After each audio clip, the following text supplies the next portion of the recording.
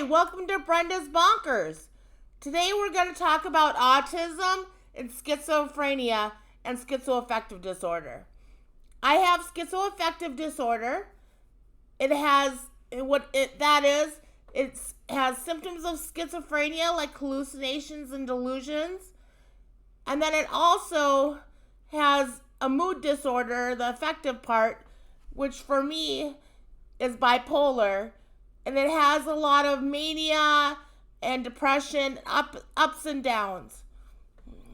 So that's what schizoaffective disorder is. It's under the schizophrenia spectrum disorders. Now let's talk about autism. Autism is repetitive behaviors. It's problems with socialization. It's developmental delays. Anyways, so we're going to talk about how that fits in. First of all, autism was under the definition of schizophrenia spectrum disorders up until 1980. It was thought of being as schizophrenia. And then my son, I have 3 out of 4 of my biological children have autism spectrum disorder. And there's a lot of studies out there recently and some articles that I've read that says somebody with schizophrenia, not schizoaffective, schizophrenia, but I'm going with schizoaffective as well because it's in the spectrum disorder. They just did the study on schizophrenia. That parents with schizophrenia are more likely, 2 to 3 times more likely to have a child who has autism. And I have 3 out of my 4 children that have autism.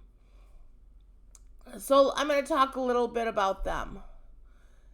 My oldest was diagnosed with PDD-NOS, which is pervasive developmental delay not otherwise specified. It wasn't until 2013 that it was diagnosed, or that it was made into the autism spectrum disorder. It was its own diagnosis. That diagnosis no longer exists. But he was diagnosed with that, and he started school when he was 2.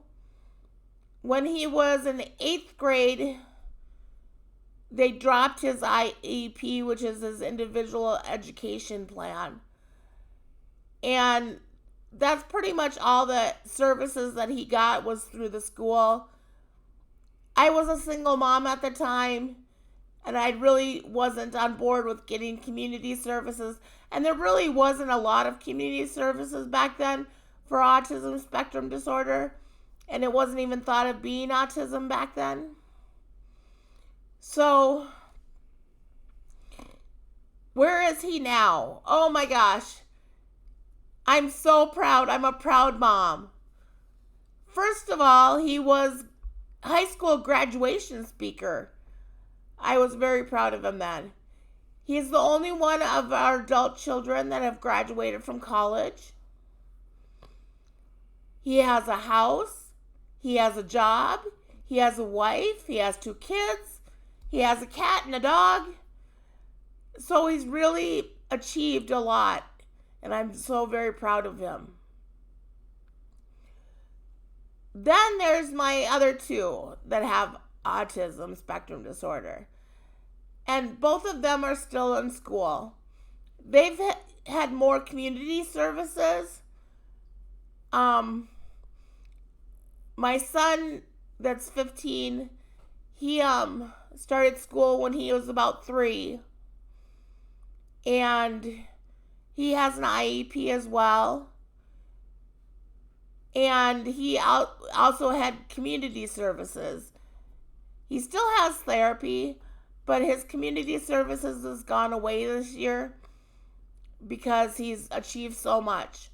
He's a straight A student. And he's making it in high school, and I'm very proud of him as well. My daughter, who is 12, struggles a little bit more.